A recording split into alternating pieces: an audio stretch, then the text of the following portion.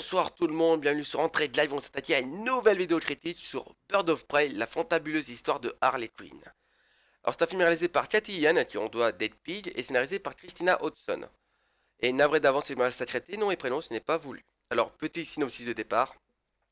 Après sa séparation avec le Joker, Harley Quinn décide de s'émanciper de pour son indépendance. Mais maintenant qu'elle n'est plus sous la protection du célèbre clown prince du crime, Harley réalise que beaucoup de monde veut sa peau à Gotham City, et qui peuvent maintenant s'attaquer à elle sans risque de représailles. Parmi ses ennemis, il y a Roman Sionis, alias Black Mass, le gérant narcissique, sadique et misogyne d'un club de la ville. Alors, avant d'attaquer les différents points, je tiens à préciser certaines choses. Euh, je vais être très nuancé sur certains points, parce que de base, c'était une très mauvaise idée, mais qui certainement bien le film, ça en devient des bonnes. Vous comprendrez le premier point qu'on va aborder. Et aussi, je vais être très technique sur certains trucs, parce que je suis très fan de l'univers comics de Batman, c'est l'un de mes trois univers préférés en termes de comics, et donc je vais être un peu pointilleux. Alors on va attaquer tout de suite. Pour commencer, il y a un côté film d'action années 80 très respecté, même si je suis pas fan de l'humour présent dans ce genre de film, que je trouve totalement dépassé et même déplacé. Car, j'explique, l'humour des films d'action années 80, c'est des mecs ultra bodybuildés qui se font des feintes juste pour savoir qui c'est qui a la plus grosse bite, quoi. Si vous voulez un parfait exemple cinématographique de ce genre d'humour-là, vous regardez l'intro de Predator avec Schwarzenegger, c'est l'incarnation même de ce style, quoi. Et moi, c'est un truc que je bouffe depuis des années, ça m'a totalement saoulé et j'en peux plus, quoi.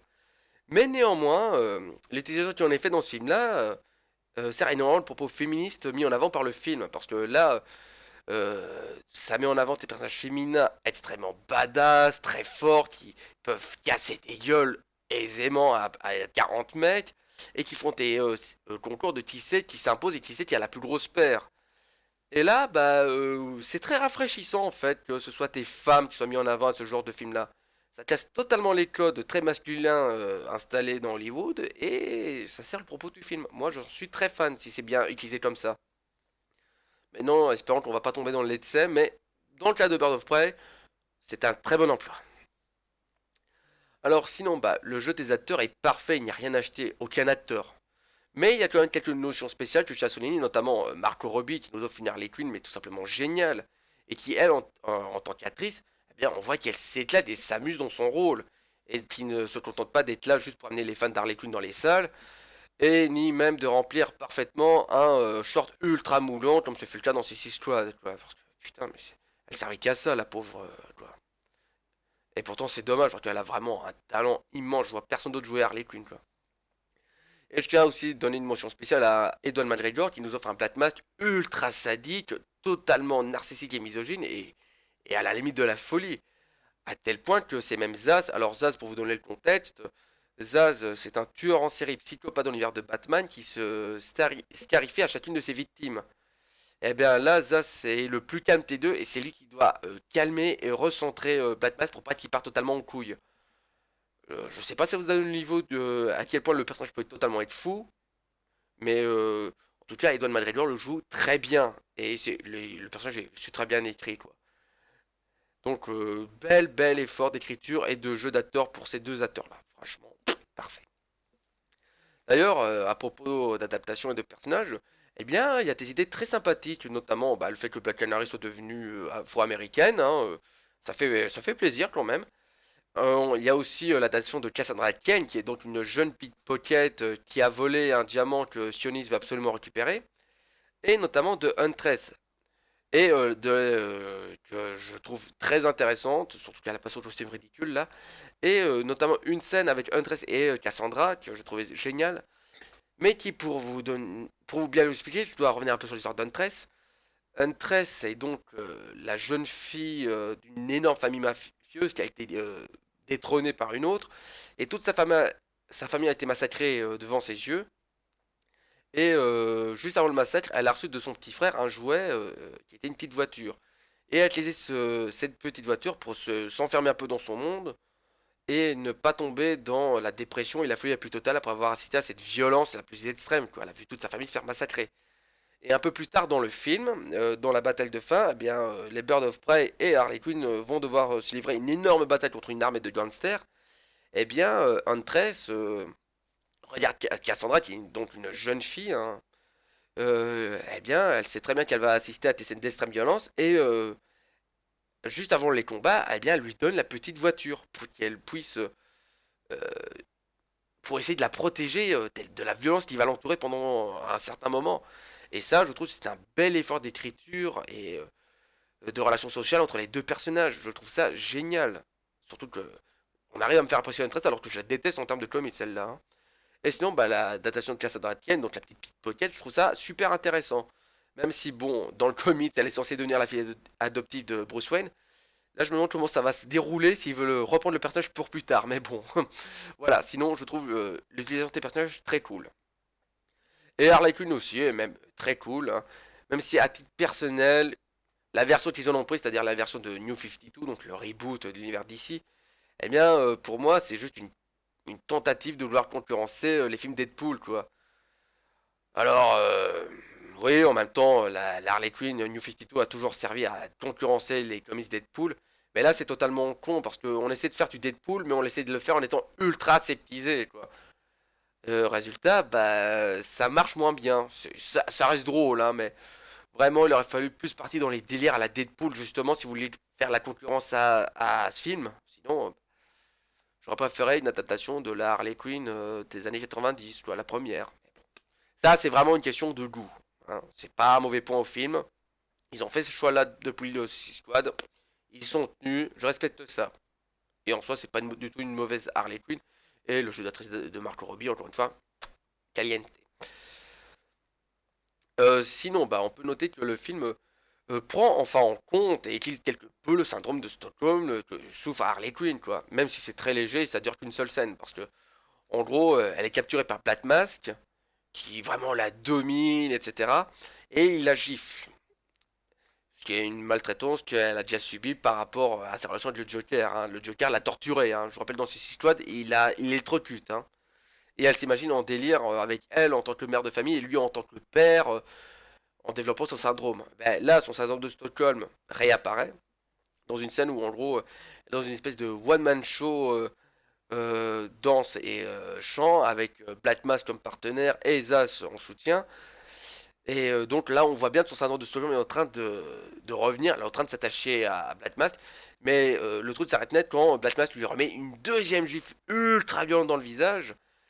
Et là, elle lui lance un regard rempli de haine qui fait bien comprendre. Écoute, j'ai un syndrome de Stockholm. Ok, la première fois, ça m'a pas trop déplu. Mais là, tu vas trop loin dans la violence. Je n'accepterai pas ça de quelqu'un de ta... Que ce soit de toi ou de Joker ou de n'importe quel mec. Donc là, ça sert énormément le propos du film et ça met en avant que Harley Quinn souffre d'un syndrome de Stockholm. C'est pas une relation toute mignonne qu'elle avait avec le Joker au départ, comme ça a été montré dans Suicide Squad, faut pas déconner. Donc c'est cool de voir ça, vraiment. Et sinon, bah, il y a des idées visuelles très bonnes, comme par exemple la destruction de Acid Chemical, vraiment les explosions, paillettes, colorées, je trouve ça ultra stylé, moi personnellement, ça colle très bien à l'univers et à la mentalité de Harley Quinn. Et aussi, on peut noter bah, l'attaque de Harley sur le commissariat. Vraiment, elle est ultra badass. Elle fout et branle les monstres. Ça colle hyper bien à l'idée du film d'action années 80. Vraiment, il y a des visuels superbes, quoi. Et Harley Quinn, elle est juste badass, quoi. Par contre, il y a un défaut technique que je tiens à souligner. Alors là, je vais être très tatillon et très pointilleux, j'en suis désolé à l'avance, mais voilà. C'est durant la scène de course-poursuite de fin. Où en gros, Harley Quinn est accrochée à la bagnole de Black Mask et elle essaie de s'infiltrer à l'intérieur pour sauver Cassandra Cain. Eh ben, ça marche pas trop parce qu'il y a un gros problème technique. Dans toutes les scènes de course-poursuite au cinéma, que ce soit dans les Fast and Furious, les Mad Max, etc., ce sont de larges plans où on voit de loin les bagnoles, ainsi que les gens qui les conduisent ou qui crapahutent sur les bagnoles, avec un énorme point de vue sur les éléments extérieurs du décor, ce qui permet d'enrichir l'action en donnant la sensation de vitesse. Mais là, le problème dans ce film-là, dans Bird of Prey, c'est que toute la course-poursuite se passe déjà dans un environnement ultra sombre et de nuit, donc résultat, on voit pas du tout très bien les éléments, les rares éléments de fond. Et en plus de ça, c'est sur des gros plans américains au niveau des visages des personnages. Résultat, vu que c'est filmé avec une voiture équipée d'une caméra qui roule à la même vitesse que celle de Black Mask sur la course-poursuite, eh bien la notion de vitesse n'est pas là. On a l'impression que la bagnole roule à 10 km/h. Alors, c'est très pointilleux, je sais, mais je trouve ça très con que ce soit filmé avec un aussi gros budget où il y a eu tes cascadeurs et tes pros, tes films d'action, qui fassent une telle erreur technique sur une scène de course-poursuite, qui est en plus la course-poursuite finale, quoi. Je trouve ça extrêmement dommage. Alors après, oui, il y a quand même la notion de danger, hein, je dis pas, parce que Harley Quinn est quand même accrochée à l'avant de la voiture. Si la voiture se prend un poteau ou ne serait-ce qu'un mur, elle est écrabouillée entre les deux, quoi. Mais la notion de vitesse est inexistante, quoi. Et ça, je trouve ça extrêmement dommage. Et sinon, bah, niveau musical, bah, le film il apporte rien de ouf, quoi. Je dirais même qu'il il en est très pauvre, quoi. Parce que même si Suicide Squad avait deux, trois musiques sympatoches, pareil pour Man of Steel, Justice League et les Batman de Nolan, il y avait des musiques fortes, emblématiques, etc. Mais là, il n'y a rien, tu vois, c'est horrible, quoi. Le film, il est pauvre en musique, c'est dégueulasse, quoi. Et sinon, bah, un autre défaut que j'ai reproché au film, et qui est le même défaut que je reproche à Suicide Squad, eh bien, les enjeux sont tellement gros qu'on se demande pourquoi Batman n'intervient pas, quoi. Parce que, je veux dire, d'un côté, t'as Sionis qui veut devenir le plus grand chef de la mafia et contrôler tout Gotham, et qui n'hésite pas à tuer tes gens par dizaines et même à arracher tes visages, à faire des mutilations, enfin bref, ça part dans tous les sens. La ville est à feu et à sang. De l'autre côté, t'as Harley Quinn qui attaque un commissariat et qui blesse plusieurs policiers et gardiens et qui se fait attaquer elle aussi et qu'il y a même un mec qui attaque, qui fout le feu à son immeuble pour essayer de la tuer, enfin qui essaie de le faire exploser. Enfin bref, la ville est à feu et à sang, ça pète dans tous les côtés, il y a des enjeux énormes qui se mettent en place et on ne voit jamais Batman. Alors, ça aurait été un univers où Batman n'hésitait pas, j'aurais pu dire à la limite ok, mais le problème c'est que le film est une suite à Suicide Squad où Batman apparaît pour la scène où il capture Harley Quinn. Et en plus de ça, il est cité dans Bird of Prey par Harley Quinn en disant, parce qu'en gros elle a un dialogue avec Cassandra Cain, où en gros Cassandra lui dit waouh, c'était trop cool, je voudrais être comme toi. Ah, tu voudrais être comme moi? Eh ben il faudra d'abord te rencontrer un gros psychopathe, que tu en tombes amoureux, qui te balance dans des produits chimiques, que tu te fasses arrêter par Batman, que tu te fasses mettre une bombe dans le corps, que tu sauves le monde, et puis que tu te fasses larguer comme une vieille merde. Et là tu pourras te dire que tu seras comme moi.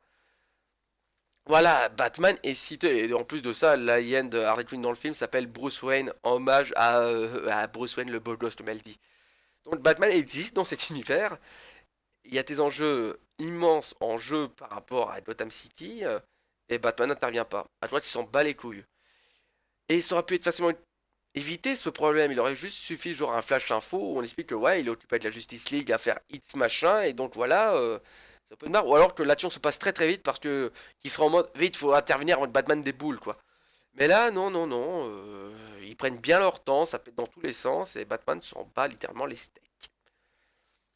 Et sinon, bah, le dernier point qui, ça je vais être extrêmement nuancé, parce que je suis tout à fait d'accord que le film a des codes très pompés, des films d'action d'années 80, et donc le combat de fin ça aurait vraiment dû être un combat à mort entre Harley Quinn et Black Mask, et à la fin, elle lui met une branlée monstre, tout en étant en PLS de son côté, etc. Vraiment, il aurait fallu une scène comme ça pour que ça colle au style années 80, je suis tout à fait d'accord. Mais d'un autre côté, la mort de Black Mask, comme la présenté dans le film, est intéressante, parce qu'elle sert de nouveau le propos féministe du film. Parce que bon, je vais pour vous expliquer, Cassandra Cain le tue, c'est elle qui le tue en mettant une grenade dégoupillée dans sa poche. Comme je vous l'ai dit, c'est une pickpocket, elle est extrêmement agile. Un peu plus tôt dans le film, elle a volé une grenade, elle l'a gardée sur elle, elle l'a dégoupillée, mis dans la poche de Black Mask, et on lui dit tiens, j'ai mis ça dans ta poche, et il la lâche. Il essaie d'enlever la grenade de sa poche et il explose. Alors, vous allez me dire, pourquoi est-ce que je trouve la mort intéressante? Bah, c'est très simple. Ouais, dans tout le film, Black Mask est un gros connard misogyne. Parce que pour vous donner le temps, quand à un moment dans le film, il a envoyé Zaz et Black Canary récupérer le diamant qu'il souhaite.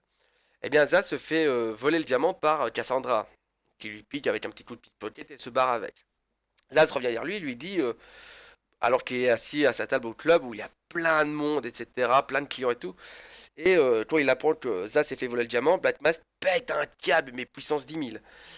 Et malheureusement, il y a une jeune femme qui est à l'autre bout du club, qui a entendu une blague de la part de l'un de ses amis, et éclate de rire. Batman se la regarde en disant mais elle se moque de moi cette pute. Et Zaz remet une touche en disant ouais, elle se moque de vous cette pute, chef, il faut la punir.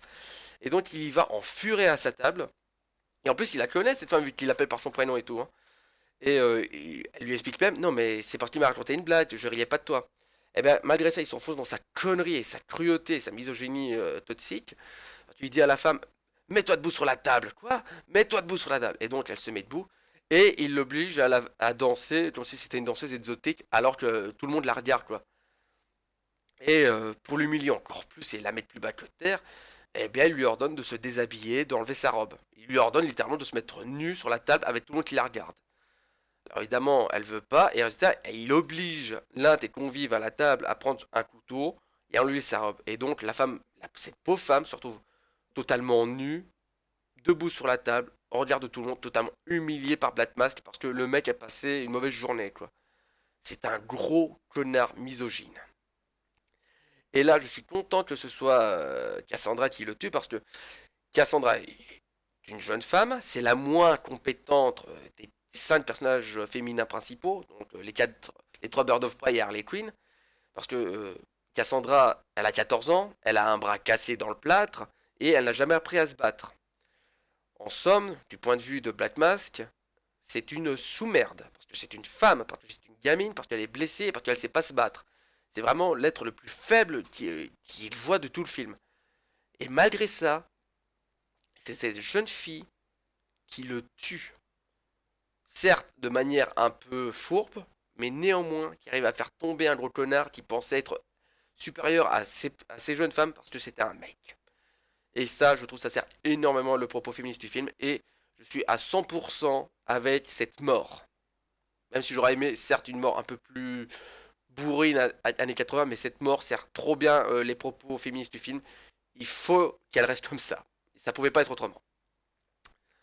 Bref, donc voilà, c'était ma critique sur ce film. Alors, globalement, ce que j'en pense, eh bien, c'est un assez bon film. Alors, certes, il ramasse quelques vieilles casseroles de Suicide Squad, notamment le fait qu'on n'y voit jamais le Joker même dans les flashbacks, ou quand Harley Quinn se fait jarter parce qu'il aurait fallu reprendre Jared Leto, mais vu les relations Disney-Marvel, Jared Leto, voilà, quoi, il fallait pas rêver. Et sinon, bah, ça reste un bon film parce que il met en avant son message principal, qui est donc un message pro-féministe, hein, et alors pour les mecs qui seraient en mode ah ouais mais putain c'est n'importe quoi, elles sont trop badass, etc. J'ai envie de dire vos gueules. C'est le premier film où on voit vraiment des personnages féminins mis en avant avec une ambiance très film d'action années 80. Alors que avec des mecs, on s'en est bouffé pendant 30 ans, personne n'a ouvert sa gueule. Alors fermez-la, laissez ce film tranquille, il est très bien. Vraiment, le style années 80 colle très bien à ce film et le sert. Et donc je vous recommande vraiment d'aller le voir, c'est sympathique, sans plus.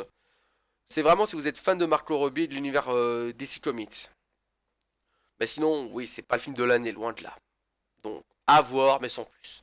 Sur ce, bah, je vous souhaite à tous une excellente soirée et merci tous de m'avoir accordé. Je vous dis à très bientôt sur Entraide Live. On fera prochainement une nouvelle vidéo critique sur Sonic.